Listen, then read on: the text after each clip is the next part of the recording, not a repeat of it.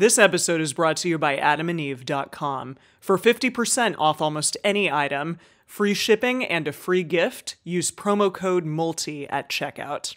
In my personal history, the times that partners have been the most upset is when a relationship gets more serious. Exactly. And so I thought for sure, like, well, no one's going to get upset about casual sex, you know, because most people are like, oh, as long as it's casual, it's fine. But then it was totally flipped in this situation. And now, now I've learned that, like, I always have that conversation with people that, like, no, I don't tend to have a lot of casual sex, but sometimes I do. Yeah, you and know? that needs to be okay. And that needs to be okay. Totally. Yeah. If you're happy with the same old ways of dating, If you enjoy sucking at communication, and you have no desire to improve your romantic life, then our podcast might not be for you. but if you want some out-of-the-box ideas to deepen your current relationships, broaden your sexual horizons, develop a better understanding of yourself, or learn more about non-monogamy, Then you've come to the right place. I'm Jase, I'm Emily. and I'm Dedeker. and this is the Multiamory podcast.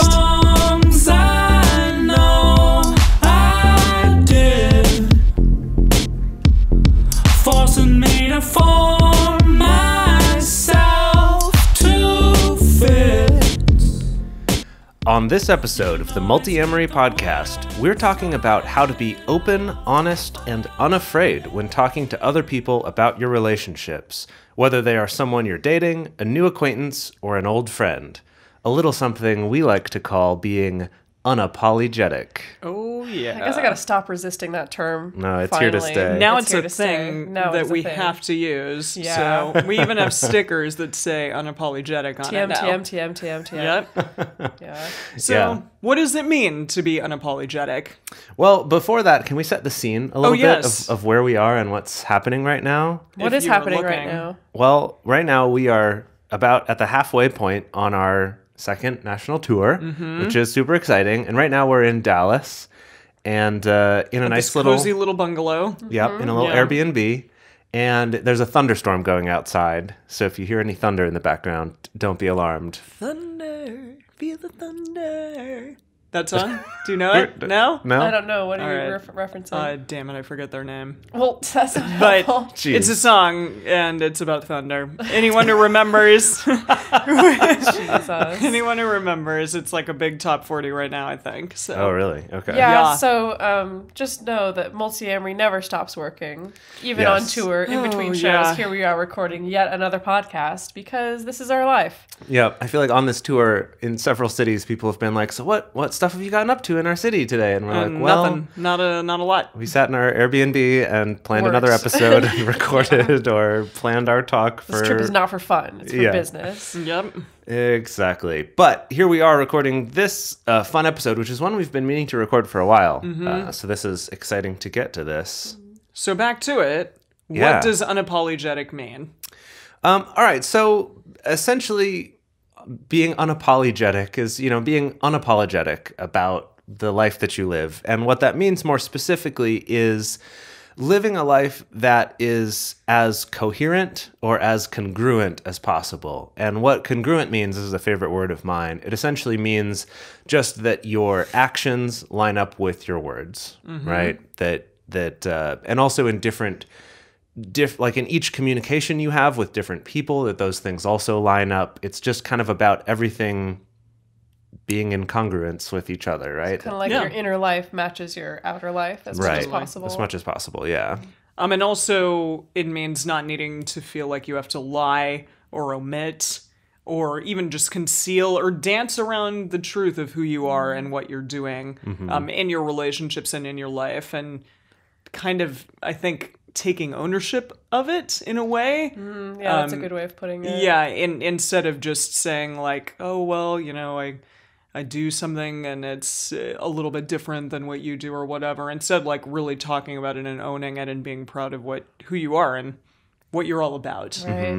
And I feel like a part of this very big philosophical topic, I feel like a part of it is also knowing how to take care of yourself and to still feel okay even in the face of rejection from people, even in the face of pushback from people. The more we describe it, the more I feel like this doesn't just apply to if if you identify as polyamorous. This can apply to any kind of identity that you hold that maybe goes against the grain a little bit. But of course, on this episode, we're going to be focusing specifically on non-traditional relationships. Right, whatever that is, whether that's polyamorous or just, I mean, I feel like you're right, though. This really applies to anything. Yeah. Even if you're approaching all of your relationships as monogamous relationships, that there's still the way that you do relationships and the value you have in how you conduct those relationships. That's all part of the same thing. Yeah, anything that's not the societal social norm Right. could still be scary to put out there to the masses. Well, because the big myth is that there is a societal norm. We Right. talk about it a lot. And while, yes, there's certain structures like sexual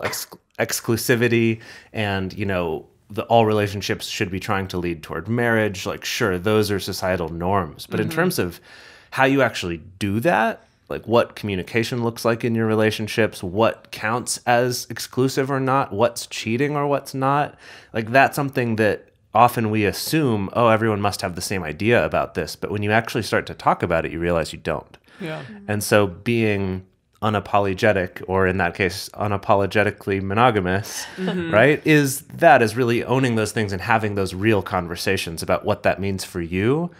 And part of that, like Dedeker was saying, is knowing how to be true to those things, even if it might not always be received the best way. Right. Yeah. Right? Someone might say, I disagree with that, and I don't want to associate with the likes of you.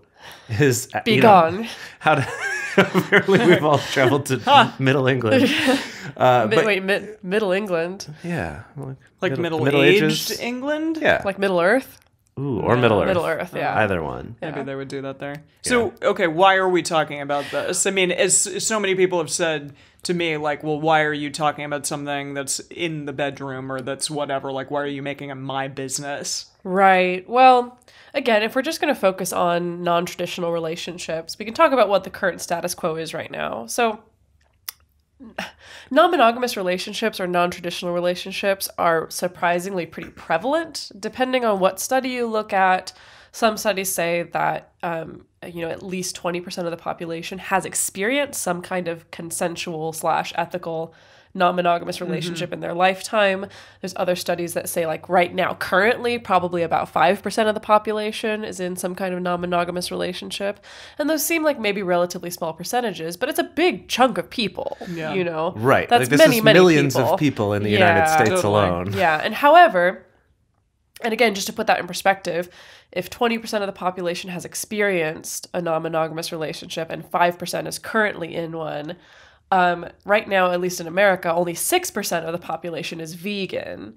And I guess depending on where you live, it may feel like I am the 6%. you're part of the 6%. Multiamory. Yeah. Yes, I am. Depending on where you live, you may feel like, 6%, that feels rare. Or you may be like, it feels like there's freaking vegans everywhere. Los Angeles. Yeah, exactly. Right. So, however, even though it's a relatively prevalent thing, of course, there's still a lot of blowback, a lot of stigma, a lot of consequences for people who are in non-traditional relationships, and that manifests in all kinds of different ways, whether it's like the stuff that we talked about with Eli Sheff about people having to handle custody battles for their children, about, their polyamorous identity being used against them in a court case. A lack of workplace protections, like we were talking about with Jonathan Lane, and of course, general negative perception. I think, any of us who have either dabbled or fully identify as someone who thrives in non-monogamous relationship, everyone has a story of the negative reactions that they've gotten from someone, whether it's a friend or a family member or a potential partner or things like that. And I forget if we've mentioned this on the podcast before or not, but there was a study at the University of Michigan where they found that the negative perception of polyamorous relationships doesn't just affect how much a random person maybe thinks that they're less moral or less romantic or less stable, but it also bleeds into other more arbitrary categories, as in people perceive that a person who is non-monogamous is less likely to floss their teeth. Oh, we talked about the teeth flossing one. Or that they're less reliable in walking their dog or less likely to get their taxes done on time. Just simply because they're non-monogamous. Yeah, because I think it's, the attachment is like, oh, this person has anormative values, or this person isn't running their life correctly, or this person is maybe just an unethical person. And so that must mean that they're quote Less unquote responsible. like less responsible or quote Yeah. unquote a bad person in other areas of life as well. And it's that they're less likely to do these things than a person who's monogamous. Than a person who's monogamous. Okay, Exactly. okay. That you know, that people perceived that someone who's in a monogamous relationship was just like more morally upright and Sure. reliable and responsible. Yeah, and the same thing holds true for people who are single versus married. That Right, people find right. married people to be far more like trustworthy and kind even and understanding of others than those who are single. And again, it's this really is just interesting. perception. This is not like, Yeah. you know, pretty much every study of either polyamorous versus monogamous people or single people versus married people find that people have a pretty similar like life satisfaction and relationship Absolutely. satisfaction level. It's just that the perception is very different. Yeah. Yeah, so there's a lot of like general fear and misunderstanding that comes along with non-traditional relationships. And most of it is just because of a lack of education and awareness, and then a lack of a personal contact point for someone who's in a non-traditional relationship. I'd say, yeah, I mean, before I became non-monogamous, I really had no idea that it was a thing. I had Right. definitely thought about it, and I was like, I don't know, do we all have to be monogamous people? But I didn't have a word for it, and I still think as much as it's like steeped into our lives, there's still a lot of people who have no idea what it is. Definitely. And then, therefore, when they do come across it, there's a lot of fear involved with that. Sure. Well, anytime something's new and unknown, it is scarier, and that's unfortunate and causes a lot of problems in the world. But it is true. For example, you know, as more of the positive side of that is there was a Gallup poll that was done a little while ago that basically showed that if you personally know someone who's gay, that will affect your views about gay issues like gay marriage or other gay rights in a positive way. Just simply knowing somebody. They don't even have to be a friend, really, but just Right. even an acquaintance. Just knowing someone because it makes it human. It makes Exactly. it like... It puts a face to this like amorphous concept. Right. And there have been similar studies actually about trans issues as well, that even knowing someone who knows someone personally will make you more likely to... See it as a... to vote more favorably on trans issues. So this is essentially just that, like that higher visibility for same-sex relationships leads to lower disapproval and higher acceptance. And that for polyamorous people, I believe that this would be the same thing. There haven't been these same studies done, but it seems like a pretty obvious correlation there that, Right. that this would be a similar type of thing. Right. That just simply being aware and like knowing about it rather than people kind of hiding behind pseudonyms or being sort of dodgy about it or accepting the idea that this is something you should only talk about in the bedroom, right? That's like, why are you talking about this thing? Because it's a bedroom issue. And I just want to be like, cool, like you're wearing your wedding ring right now. Gross. I didn't want to know that you're having sex. Like, Yeah. right? Like Why do you how gotta tell us absurd is these that? personal problems? Yeah. Yeah. Display it to the world. But Yeah. I think that is also like people misconstrue that it is just a bedroom thing, that it's just a course. sex thing, as opposed to it being a way of life and about relationships and about like emotional connections with other humans, not Right. just one. Yeah. So, if we're looking at the big picture, ultimately, I think why it's important to talk about this, and I think why it's important to be unapologetic, is that phenomenon, is that higher visibility does lead to more acceptance and less disapproval for everyone. And so, of course, this could be on the macro level of being unapologetic, like to the entire world, or like on a podcast, for instance. Right. Or it could be just on the micro level of being open and out and unapologetic with yourself and with the people closest to you. Because we're not here to necessarily tell you, like, you have to go start a podcast of your own and start talking to everybody about your life and your relationships. Sure. Like, you're going to have to figure out the right level for you that's the safest and the best for your life. Yeah. So one of the ways of doing that is to look internally. I think that's sort of the first pillar of what we're going to talk about today. Yeah. And so when you do first become polyamorous, it is really important to look inward and really become aware of your own internal biases surrounding non-monogamy and relationships in general. So something that I had, and I'm sure that all of us had, was internalized poly-guilt, just Yeah. immediately. And so that kind of looks like just feeling guilty about the fact that we are told sort of you're having your cake and eating it too. And that's not okay in a way. Instead of being like, well, I should be okay with one person. I should be okay with what the societal norm tells us is what we need to be doing at all times. And I think that just takes a lot of years of deprogramming in a way to really get comfortable with it. Yeah, I think for me, the biggest thing was learning to deprogram, I guess, how sex negative I was. Oh, yeah, ditto. About all of the messages that I received, both in my childhood, like in my formative years, about what I should or shouldn't want sexually as a woman, for instance. And then on top of it, in my adult years as well, dating people, and as I was kind of trying to find my identity, find what it is that I want in relationships, also butting up against dating partners, telling me, that I shouldn't want to have multiple partners, or I shouldn't want a particular type of sex or a particular frequency of sex, or sex with a particular person. Like that you shouldn't want sex at all? Oh, also? Yeah. Hell like fucking even from yes. partners, just the idea that you would like be the one to initiate sex would be something negative about you. I had a partner tell me like, oh, you've slept with 3 people? Like, that's a ton. That's really promiscuous.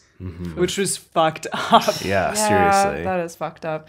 I don't know. No, I think with any partners I've had in the past, like, it's okay for me to want sex if it's with them all the time. But like the only time I've ever been accused of like wanting too much sex has been if it's like I want sex with someone else as well. Actually, you know what? That's not true. Like, I've definitely been accused of like being greedy for wanting certain things sexually, like more than one orgasm or something like that. Jeez. Wow. Yeah, I know, right? Like, wow. And I'm like, it's not like it's hard. Like, yeah, I mean, for some people it is, even for... I know for some people it is. Yes, but no, I hear you. Wow. Yeah, but just, so yeah, I mean, it comes at us not just in our upbringing, but also, like you were saying, in our relationships, for sure. Yeah.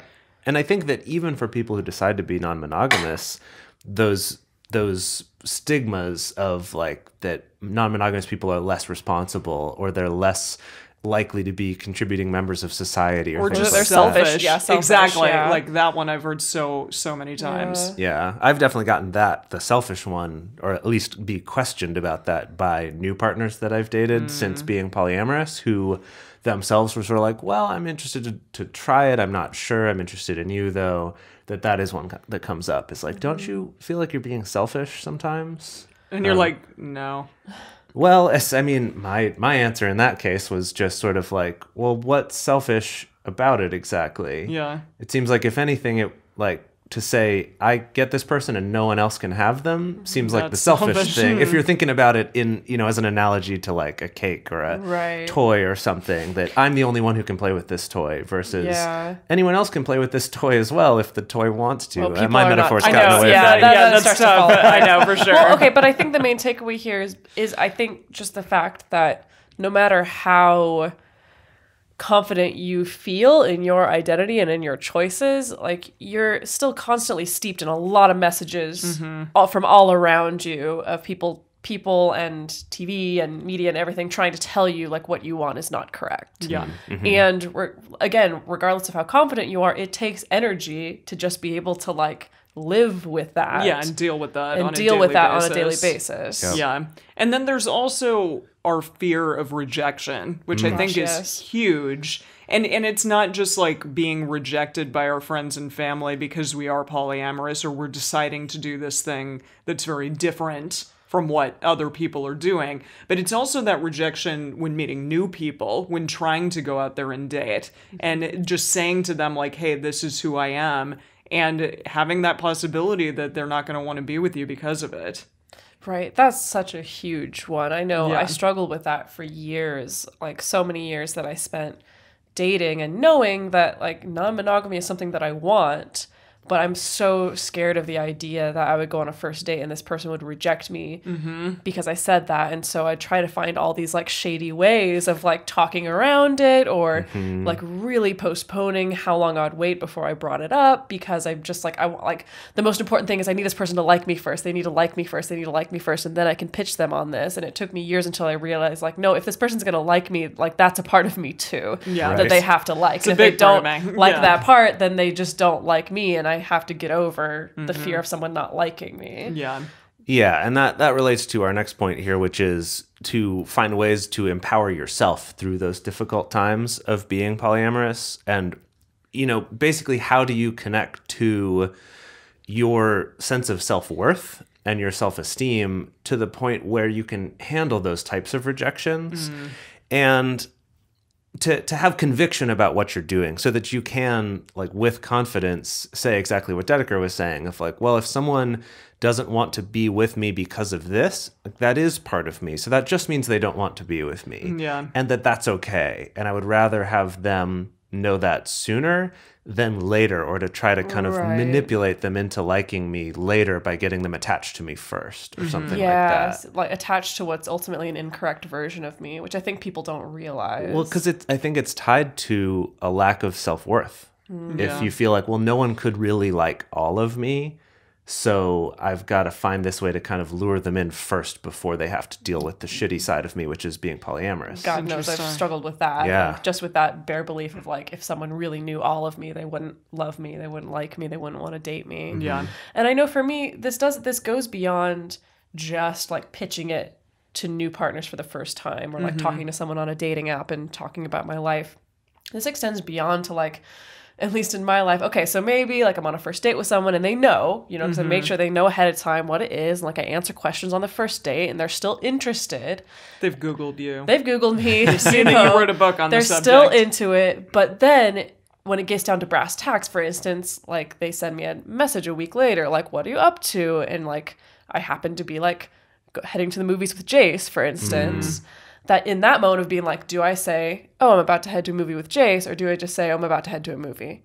And like, I still sometimes have that deep instinct of like, let's not risk it because of having bad experiences in the past. Like, let's just say we're heading to a movie and just kind of try to like soften it, like cushion them a little bit, Yeah, we've talked about it before as like sugarcoating. The sugarcoating a little bit. And obviously it's like they know about me having other partners, they know about Jase and Alex and whatever, but like there's still that instinct to be like, ooh, do I need to cushion them from this? And I find for myself, I have to like just really psych myself up when I'm writing that text message and just be like, no, like I'm just going to tell them actually what's happening. And again, if this person cannot handle me going to the movies with Jase, like, I would rather... They can't handle me at all. They can't handle me at all. I'd rather deal with that little bit of pain now than much, much later. Yeah.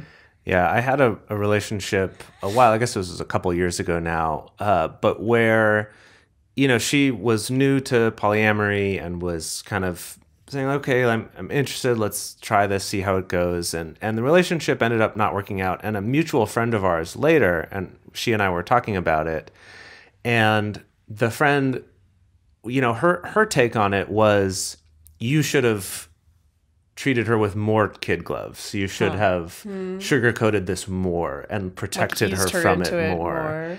And what I responded to her, I was like, I actually think I should have done the opposite, because I think the mistake I made in that case was trying to shield her from it too much at first so that she didn't get an accurate impression of what a relationship with me would actually look like. And then as time went on... a little bit of specifics about that? Well, just about specifically in this instance, it was the fact that I would also go on dates with new people. Yeah. That's a big one. I didn't do that at first because it's like, well, I want her to kind of feel comfortable first before I actually would go on a date with anyone new. Or express interest in anyone else that's new. That's one I've really struggled with, of being more upfront about that earlier in a relationship, if it's someone who's new to polyamory. Even if it's someone who's not, because I have that internalized poly guilt about, if I'm attracted to someone else, or if I admit that must mean I don't like the person I'm dating. So that was kind of an example there, is that then as that did come up, she had a hard time with the idea of like, well, why are you going on a date with someone new? Do you know what I mean?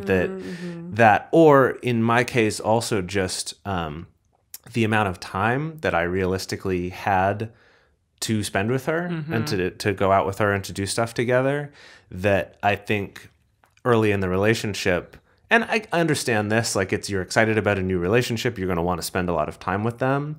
But I think that also I gave a little bit of a false impression of how much time I had available for her. And that then this was sort of as time went by, especially with me traveling part of the year too, that then that kind of became real, and she was hurt by that and felt sort of neglected. Yeah, felt neglected, or felt like this wasn't the relationship that she thought she had signed up for, essentially. And so in talking with her friend later, who was like, you should have protected her from this more, essentially. And I said, no, I actually think I should have done the opposite, because I think I gave her the wrong impression about what this relationship would be like. Right.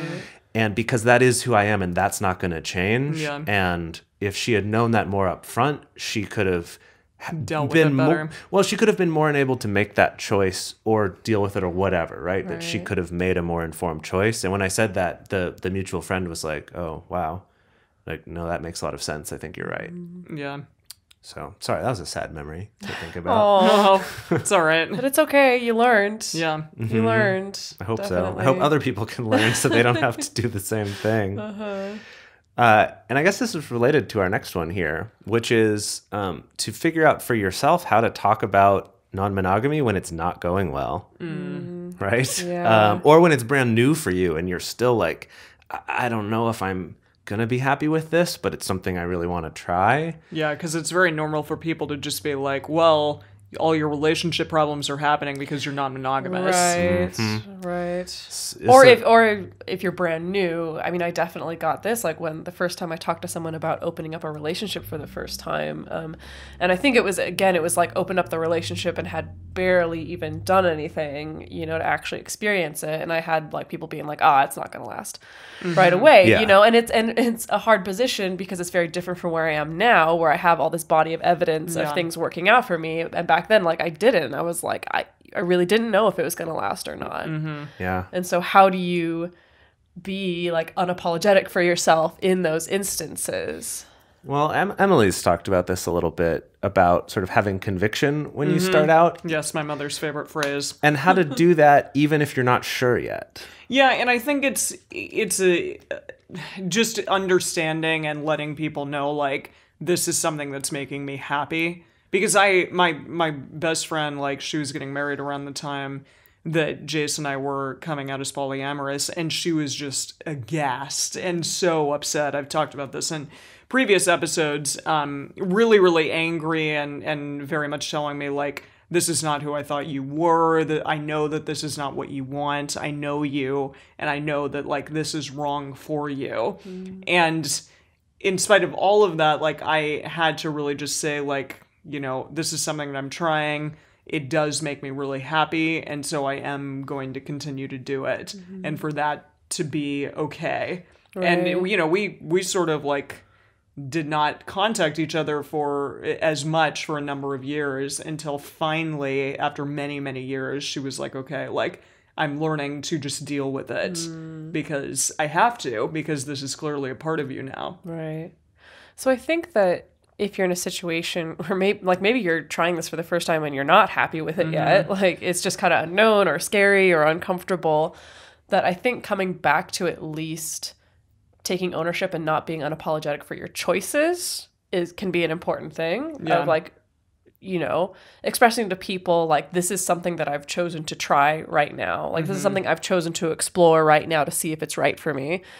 Maybe it will be right for me, maybe it won't be, but I have chosen to try this. Yeah. And I will deal with it. Well, I will deal with whatever happens. Because I think that's the Right. thing, and we've talked about this, especially if you're a woman in a relationship with a man, a lot of people are going to assume, you were coerced. Yeah, you were it's coerced into yeah. this. Like, you're just trying to do this to make this person happy. Like, and I think it is really important to, even if you don't know how it's going to turn out, you don't know if this is right for you, that you do emphasize, like, I did choose to try this. Yeah, it's no one is making me do anything. Right. Like, I have my own agency in this. Yeah. And I think ultimately, if you are happy, like if it's brand new to you, or if you've been doing this for many, many years and it is something that is fulfilling to you, even during the moments that it's challenging, you don't have to let people gaslight you into thinking that you're not happy. Totally. You know, no one can say to you, if you truly are happy and fulfilled, no one can say to you, no, you're not happy and fulfilled. I know you're not. They can try, but they can try to say that, but they're you're not the person correct. who knows. Yes. Exactly. Totally. Yeah, I think also coming back to just the idea that this is something that aligns with my beliefs, kind of, again, that taking ownership of your choices and your decision to conduct relationships this way, to say that this is something that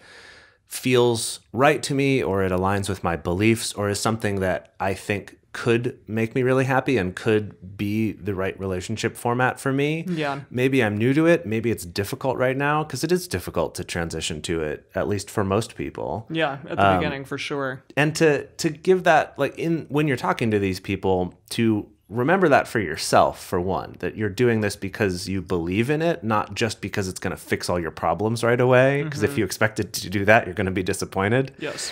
But then the other thing I wanted to mention is just to keep in mind for yourself the idea that if we would only do monogamy, if we were always happy doing it, no one would do monogamy, right? Like there's no magic bullet relationship solution that will make you always be happy and never have disappointment and never have anything go wrong and never have a miscommunication. That's absurd. And I think people understand that about monogamy. So that, at least I find, is a useful touchstone for remembering, like, yes, okay, we're always working to be better at relationships, but just because this is hard right now doesn't mean that the whole way of doing it is necessarily wrong. Right. Yeah. I just wanted to make one last point before we move on, while we're here still talking about looking inward and kind of your internal life. I think it's, honestly, even after multiple years of doing this, like, rejection still sucks. I've gotten a little bit better at fielding it, but it still sucks, especially if there's someone that, like, you're really interested in and you're hoping that they'll be okay with the whole non-traditional thing, and ultimately they're not. Like, it still hurts.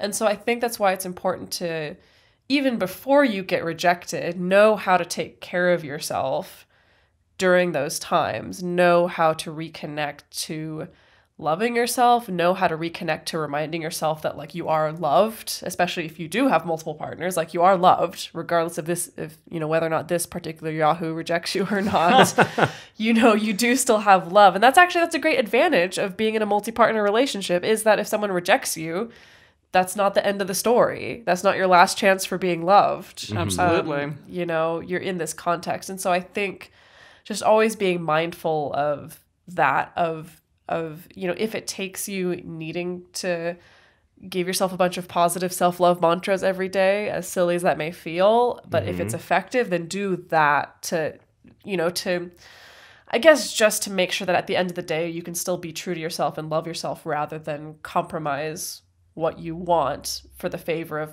you know, for the sake of making sure someone doesn't reject you. Yeah. Yeah, that's great. Well, before we move on, let's take a moment to talk about how you can support this show and help it keep going. Yeah, so definitely the number one way that you can support the show is you can become one of our Patreon supporters. Our Patreon supporters are so great. Hell yeah. It's like, Oh, man, yeah. I mean, first of all, obviously, without the financial support from Patreon, we literally would not be on tour right now. And so it's enabled us to do that, which is great. But it's beyond just the financial support. It's the fact that there's been this whole community that has sprung up on Patreon that I think just blew us all away, that we were not expecting, that this community came together, and it's a community that we regularly interact with, that we're able to hear from people what kind of content they want, what kind of things they're struggling with in their life, what kind of advice they want, what kind of guests they want on the podcast, that it's enabled us to just open up this channel of communication with our audience that we didn't have before. And then on top of that, on tour, we've gotten to meet so many Patreon supporters in person, and that's just a freaking blast. And then put a face to a name, faces to names, and then sometimes people we've been interacting with for years now. Oh, it's And never true. And never actually actually met in met, person. Which is amazing. And it's also like our Patreon supporters, like, they coordinate meetups, like in-person meetups on their own, stuff that we don't even organize, like that people just want to meet other Multiamory fans. And to talk about things. And so if you go to patreon.com/multiamory, you can become a part of that. You can pledge as little as $1 a month if you want.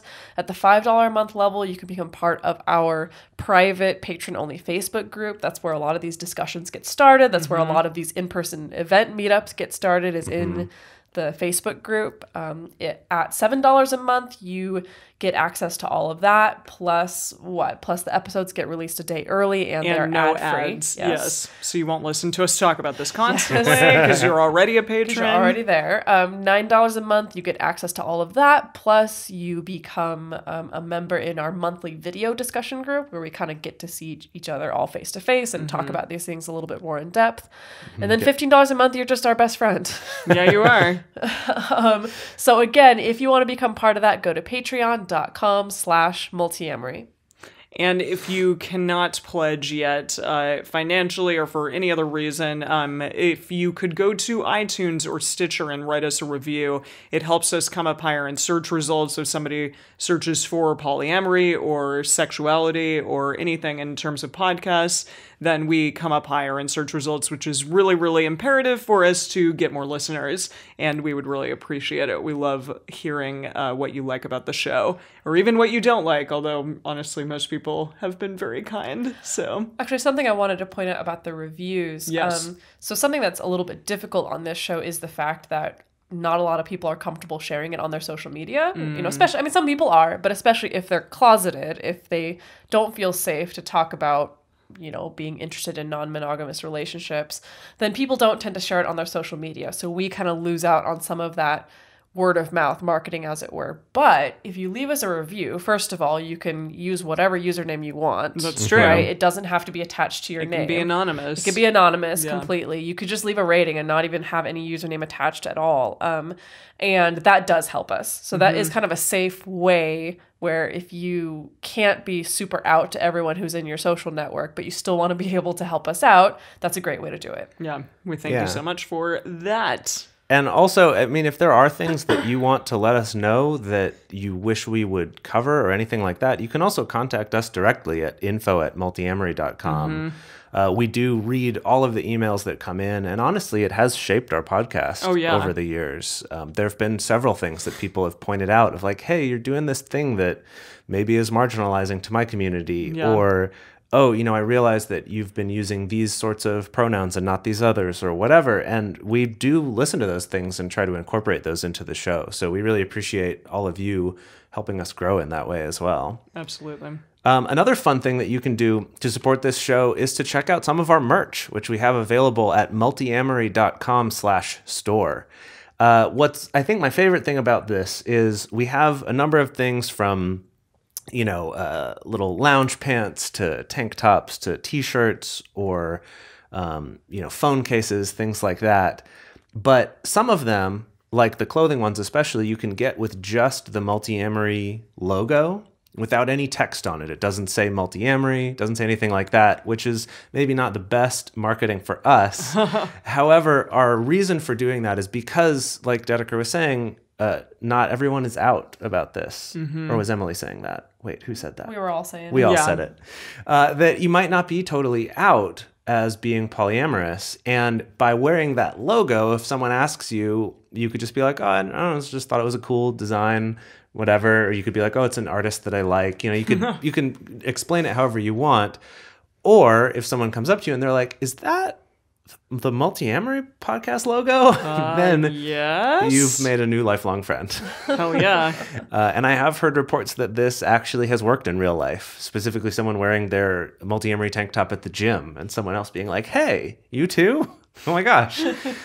So that is sort of like the bat signal, I think is what Dedeker's been calling it. It's our little Multiamory bat signal. Yep. So you can find other Multiamory listeners out in the wild. Yep. Yeah. They exist. And finally, adamandeve.com is our sponsor for this week. Our really brilliant, awesome, longest sponsor. And if you go to adamandeve.com and buy pretty much anything, you can get 50% off of it, and then also a free gift, which I believe still is the sex swing. I think believe so. so, yes. Yeah, which is awesome. Go grab a sex swing or 3. And then also you get free shipping by using our promo code MULTI, M-U-L-T-I, at checkout. Also, this is a reusable code. You can use it as many times as you want. So use it all over the place. Grab, you know, anything for your sexual needs with anyone and use it a ton of times. And then Yeah, it gives us a little kickback as well, which is very appreciated. It's especially great for like presents or sort of bigger price items because that 50% off That's a thing big deal. is amazing. Totally. Yeah. All right, we ready to get back into it? Yeah, let's hop back Let's into do it. So what's next? So we've talked about looking within yourself and kind of helping yourself out to be unapologetic. What's the next step of that? So the next step of that is your close inner circle relationships is what we're calling it. So this could be your current partners, it could be your friends, your family, and that some of them may feel like they need some special treatment or some adjustment time to get used to you coming out or to accept that idea. And we do want to have a little caveat here that family dynamics are a very complex thing, and there can be a whole episode about this. In fact, there was a whole episode about this, although maybe we'll redo one about that at some point. So we're only going to touch briefly on like the real intricacies of family, but but some of these things I feel like apply to all of those, any kind of close relationship that you have. So the first one we wanted to talk about is it goes along with the idea of having that poly guilt, right? Where you feel guilty about the fact that you're getting to do this or that you want to do this. And that's that within your existing relationships, this feeling of, I want to do this, and anytime I do it, I need to prepare myself to do damage control after I've gone on a date with someone else. I mean, meaning damage control in my existing relationship. Yeah. Right? Assuming that you were in a relationship that you've opened up. Meaning that very you common. like come home and you sort of have to like make the other person feel a certain way or do damage control with them. Yeah, exactly. Like the idea that after going on a date with someone else, you either have to, and you might not live with them, but Sure. you might not live with your current partner, but I think I was just thinking about what you and I used to do. Yeah, absolutely. Is coming home. See, I did it too. Yeah. Is coming back to your partner and having to either downplay that the date went well, kind of being like, well, I don't know, they were okay, but they didn't do this thing as well as you, or trying to like do a lot of that, or just having just this kind of sheepish attitude about it, like, oh, it went well. And then like, I love you so much. Like, let's go do a fun thing. Or I feeling like I need to fix something because I've damaged it by going on this other date. And there's nothing wrong with like reconnecting with your partner after you go on a date. That's really lovely. But there's a difference between doing that and then damage control or sugarcoating it again. But it makes so much sense, just again, because of the messages that we receive. Like, I've had partners, relatively recent partners, who will like go on a date and feel really hesitant to tell me about that date. Not because I've ever had a bad reaction, because I'm like, come on, like I wrote a book on this, but I think just because of social conditioning, of just making this assumption that like talking to a partner about a first date is not going to be a good conversation, or talking to a partner about your attraction to someone else is not going to be a good conversation. And there's actually more tension generated because my partner came into that conversation, I guess somehow assuming I was going to have a bad reaction, rather than if you just kind of come to me just with the bare facts and we just talked about it. Yeah. This is a big one. And we've talked about this before on the show, but I do feel like it's worth bringing up. It is something called the Pygmalion effect, is what it's called in psychology. And essentially it's Henry Higgins. The Henry Higgins effect? The Henry Higgins effect? Henry Higgins. Is that horrible? That is horrible, yes. Okay. The sorry. Pygmalion effect describes this effect that if you expect someone to either behave badly or positively, like this study was done with school children, that if a teacher expects certain students to do well this year and other ones to do bad, those students are actually more likely to fulfill those prophecies because of the way the teacher kind of subconsciously treats them or speaks to them. Or there's not a clear explanation of why this happens, but it does happen. However, something really interesting about it is that if the student in this case, or if the person sort of having the expectations put on them is aware that those expectations have been placed on them, it negates the effect. It actually cancels that out because they're aware and can take steps to act against it to sort of prove them wrong. But if they're not aware, we kind of, to a certain extent, must be going along with people's assumptions of us, or in those subtle sort of body language or the wording choices we have. It's like a self-fulfilling Interesting. prophecy, but Exactly. through someone else's lens. Interesting. And this was found on the positive side too, that if you expect more positive things from these students, that they would also perform better. And these were assigned at random. This wasn't, they expected them to perform positively because they had done well. It was totally random. And this has been shown in other cases as well, with things like job interviews or, little tests that they'll do in psychological studies. And I think this really comes into play in your relationships. Because if I come in expecting you to be upset about the fact that I had a good date, the way I approach it and the way I talk about it is going to make you feel, even if you didn't before, like, More likely to. maybe there is something I should... Picking up on some kind of vibe. Yeah, totally. Yeah. And I think that can result in something we see a lot of someone kind of being like, no, I'm happy for you, but I feel like you're leaving something out, or you're being dodgy or whatever. Interesting. Yeah. Which again, I think is part of our like conditioning to think that if someone's seeing someone else, there must be something sketchy going on, or it must be threatening somehow. Interesting. Yeah. So related to this is this idea that, like, let's say you have existing partners, you start dating someone new, and maybe that new person is totally okay with your existing partners. Maybe this new person even already identifies as polyamorous or whatever. And it's a really common phenomenon that this new partner will be okay with your existing partners, but then once you date someone new after them, then they're not really, the new shiny thing anymore. Yeah, they're really not okay. And that's very, very common. Like, I've experienced it personally, being the person who's dating someone new and the new person, that's really, really common. And so I think that's why it's especially important, especially if you're dating someone who's relatively new to non-traditional relationships, that, like Jase was saying, to not be apologetic about just the way that you expect to live your life and to live your relationships. And while maybe that doesn't mean that the week after you start dating them, you immediately try to date someone else to kind of artificially set up some kind of expectation, but to at least have some very real conversations about the fact that This is going to happen eventually. This is going to happen, like, eventually, maybe not next week, or maybe not even next year, like, or I don't know, that I am probably going to date someone else. If that's true for you. Maybe that's not true for you. But if that is true for you, that you anticipate that you're going to want to continue to be free to, like, explore and go on first dates, or explore new connections, or maybe go to a play party and play with new people, or whatever it is, to at least be as real and honest about that as possible, even if you're not acting about it right at this particular moment. Yeah. I think for me, that's especially come up with sexual things, like your example of a play party, that's something I carry a lot of guilt about. The idea that for me, I have a lot of internalized guilt about being told, like, as a man, the fact that you must want sex all the time because you're a man is what makes you bad and what makes you a bad person.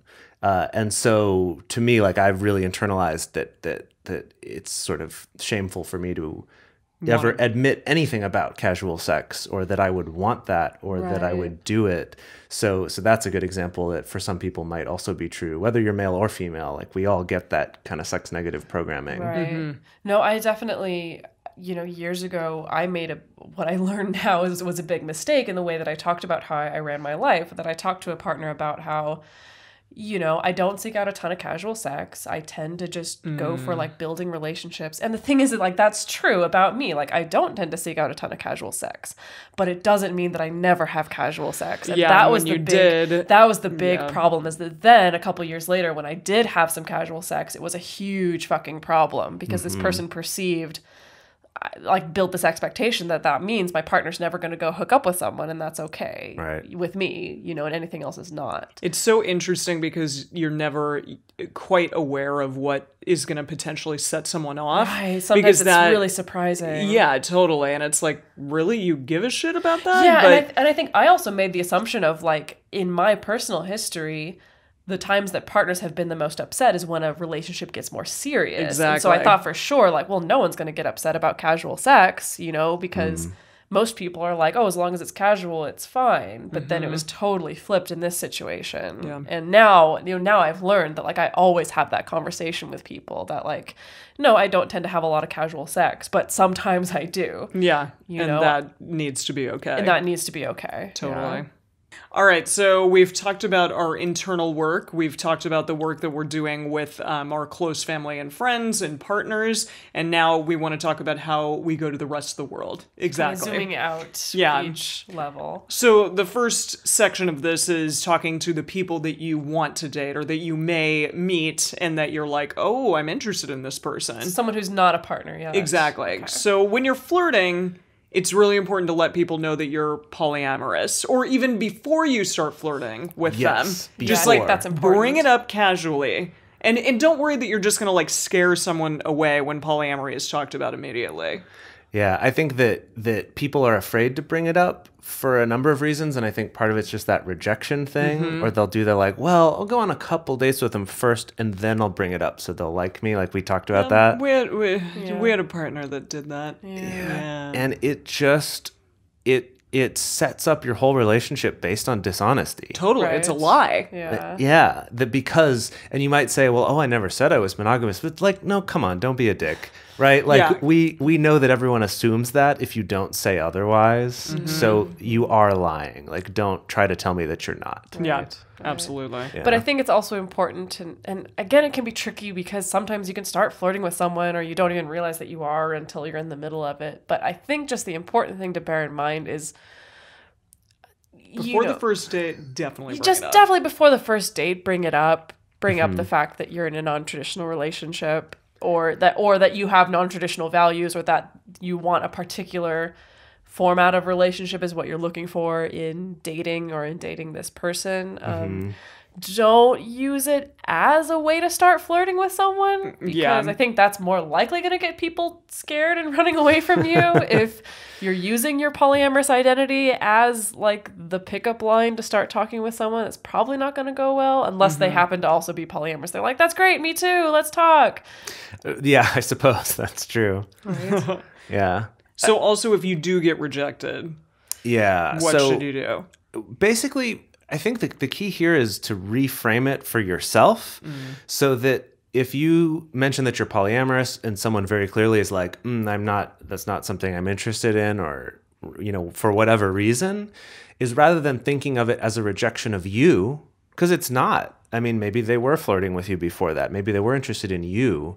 But if that's something they're not into, then that's good that they know that about themselves and that they're making decisions for themselves about what types of relationships they want. In the same way that you're doing, saying, I want to have polyamorous relationships, they might have a belief that I only want to have monogamous relationships. Yeah. Or I'm only looking for someone that's going to lead toward marriage and kids. Maybe that is their choice. And I think turning it around to be like, cool, like, thank you for knowing what you want and for taking care of yourself and for standing up for what it is that you want to have in your life. Right. Because neither of us would be happy if you didn't.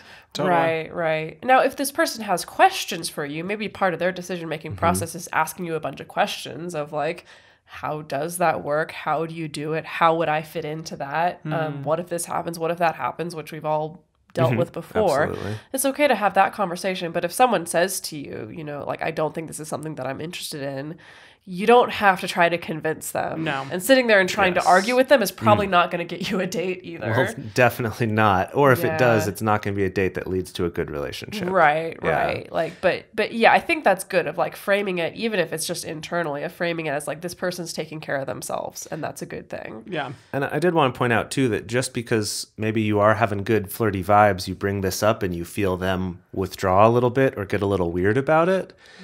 If you're not pushing them and you're not trying to convince them, you may find that later at that event, they'll warm back up because they needed some time to just process that and let Right. it sink in. Or maybe they've had a bad experience with someone using it as sort of a predatory pickup liney thing. And when you don't do that, they might come around later to be like, you seem very different from other people I've met who have done this, or the bad impressions I've gotten. Can we talk more about it? I found that happens a lot, actually, when you don't try to convince anyone. Right. Yeah. Yeah, definitely. I think another important part of this, is particularly when you're, looking for someone to date, is again just to be consistent. Start the process of being open and honest and unapologetic with them as early as you can in the process. Yeah. And again, sometimes like maybe you meet someone at a party and you just have a great conversation, and then it's not until the end of the night that you realize like, oh, we were totally vibing, this person's interested. You know, it doesn't mean all is lost because you haven't brought it up yet, but bring it up as soon as you can. You know, the more that you draw it out, the more difficult that conversation is going to be. And trust me, like I've had clients who have dragged out this conversation for like 6 months. Holy shit. God. Yeah. And by the time you've postponed it for 6 months, it doesn't go well. I bet. Just so you know. And also, I live with someone. Oh, that too. Yeah. Especially if you're like living with someone or if you have like existing relationships, like the longer you put off that conversation, the worse it's going to be for you. Definitely. Yeah, definitely. And this is also something I found, just to go back to bring it up early, is like, if I even remotely start to think, oh, this person might be flirting with me, or I might want to flirt with them, I will try to find a way to bring up polyamory in the conversation. And it helps that I'm out, so all my friends know, so it's an easy thing to just It's also a little bring bit up. easier having a podcast Yeah. and like a book. But if you have a I feel like podcast you everyone listen knows. to, Totally. Right. I think we have enough episodes that pretty much anything in any conversation, you could be like, oh, that reminds me of this thing I heard on the Multiamory podcast. And you know what? It also, you don't even have to be clever about it. Like you can be straight up with this person of like, you know what? I find you attractive. I'm interested in you, or I would love to go on a date with you. And because of that, it's really important for me that you know X, Y, and Z about me, or like that you know that I'm interested in non-monogamy, or that I identify as polyamorous. So you can even like couch it within something that is positive, that is expressing to this person, hey, like I find you really attractive and interesting and I want to get to know you more. Honesty is a must. right. And all of that is really great. Yeah. Honesty. And again, it doesn't have to even be clever about like, you know, trying to find some way to weasel it into the conversation. You can't just be straight up. Yeah. Weasel. So let's talk about being unapologetic when talking just to everyone else in the world, essentially. This could be a coworker, a stranger, your Uber driver, you're, you know, the random stranger who I don't know, you somehow get into a conversation in line at the grocery store about, again, obviously not every conversation needs to be about this, but sometimes this comes up, you know. It definitely does for me a lot. But I want to stress that, like, we as a community are not more enlightened than anyone else. We're not Right. like, we don't like understand relationships in a way that other people do just simply because we're doing them in this fashion. And I think a lot of people do think and put it out there that like they're somehow better than someone else just simply because they're polyamorous and they live their lives in this way. Perhaps, you know, we know how well it works for us. But that doesn't mean that like we're doing anything better than anyone else. And that's a real turn off if you say like, well, I'm more enlightened because I do this. So if someone's going to be like, wow, you're a dick. Yeah, regardless of what their opinion is, like it's probably just not going to come off very well if that's the stance that you take. Absolutely. And also, there's this fear out there of the polyamorous possibility. I think just because, and again, when Jase and I came out, I thought about this in regards to my best friend, because I think that a part of her was like, I get this idea of maybe being attracted to more than one person or being potentially in love with more than one person, but still feeling like I have to choose. And if you know that polyamory is out there and that there's this possibility of more than just one option, that's a potentially fearful place to get into. I mean, it's exciting for some people, but Yes, it's it very is. fearful for others. people. Yes. Yeah. And to be understanding of that and know like, okay, they're not just like shitting all over what I'm doing,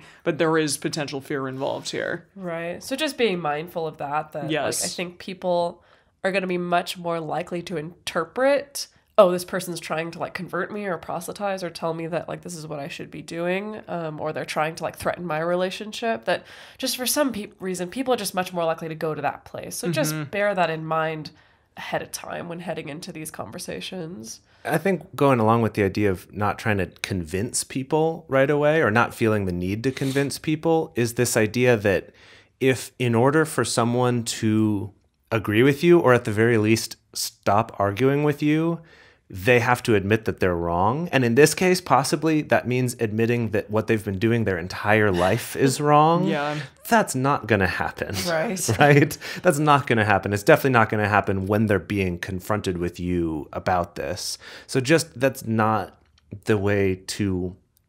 I want to say it's not the way to win these arguments or these conversations, but like don't go in with that goal at all. Right. Yeah. Right? That's not the You're point not here of to this. convert anyone. Exactly. People, if this resonates with them, they will come to it on their own. They're not going to come to it because you've like out-logicked them in this conversation. Totally. Yeah. Yeah. And then the other part of that is just pick your battles. And that's that you don't even need to, if someone is being somewhat aggressive with you or like very against this, because, you know, even if it's just come up in conversation and you're not trying to convince them, you just feel like you're defending yourself, that to understand you don't have to fight every single fight, and that sometimes you can just say, you know, I see that this is upsetting to you. This is something that's right for me. I hope you can respect that, and let's not talk about this now. Be and the just, bigger person. Right. yeah, to not Well, let...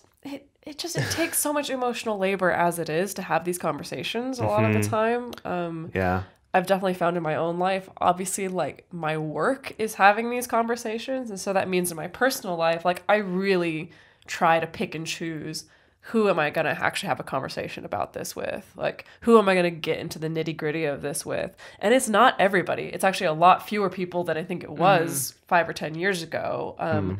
That I like to think I've gotten a lot better at just being able to say, like, yeah, this is what I do and this is my life. And if you want to know more about it, you can listen to the podcast. I so appreciate...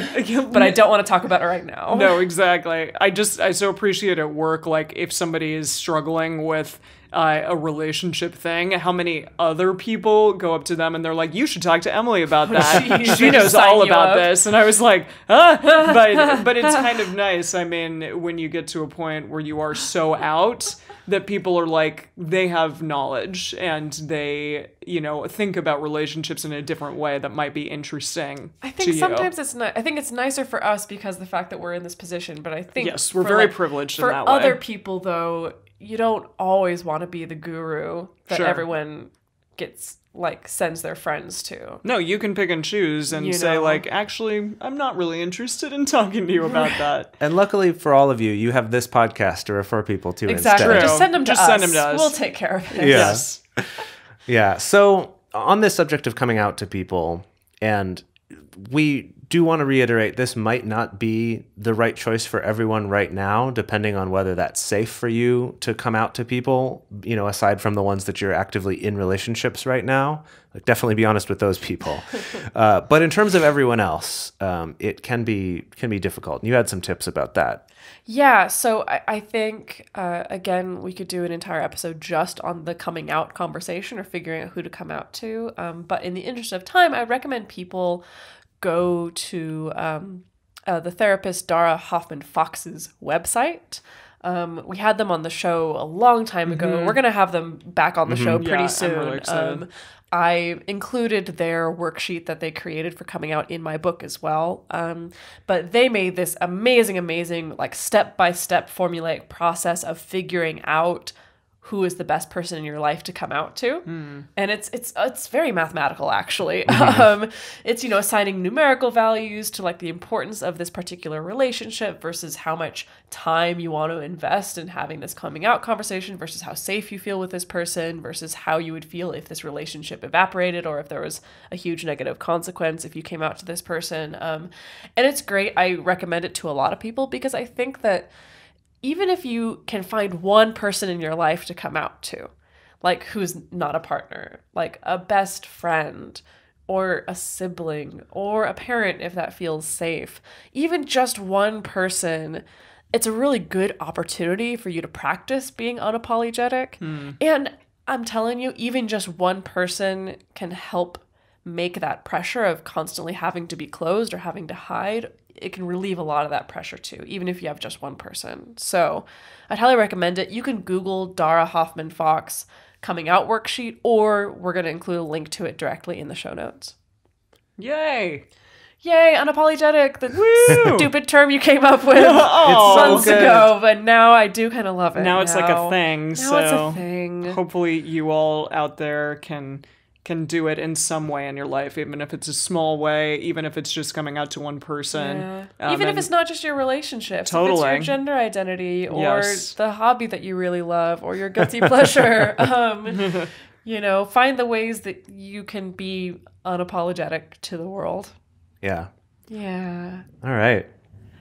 If you would like to have your question or your comment played on the show, you can call 678 MULTI05. and you can leave us a voicemail there. You can also send us an audio message at the Multiamory Facebook page.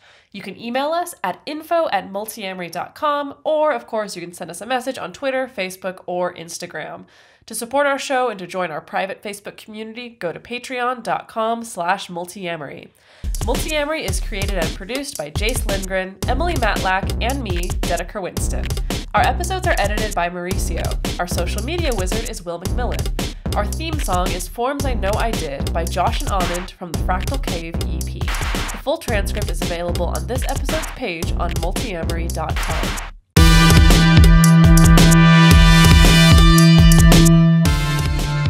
Princess Callie, author of Enough to Make You Blush and founder of KinkAcademy.com. You're listening to a Swing Set podcast at swingset.fm.